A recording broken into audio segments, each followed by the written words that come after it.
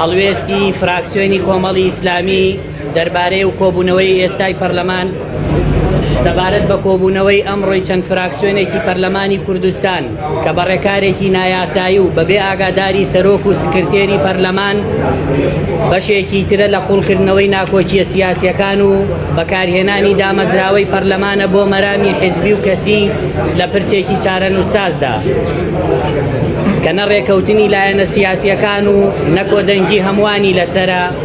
لەم کاتەدا کە ژیان و بژێوی خەڵک لە ئاسێکی خراپدایە و فشار و مەترسیەکان لەسەر هەرێم و ناوچە کوردستانیەکان ڕووی لە زیادبوونە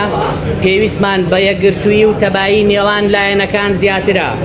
بەڵام بەداخەوە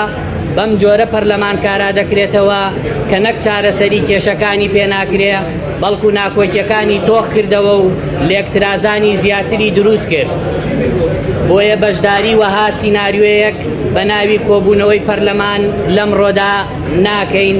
کە دەبوو کاراکردنەوەی پەرلەمان بە چاکردنی بژێوی و موچەی فەرمانبەران بە هەمان دەستەی سەرۆکایەتی دەستی پێ بکردایەتەوە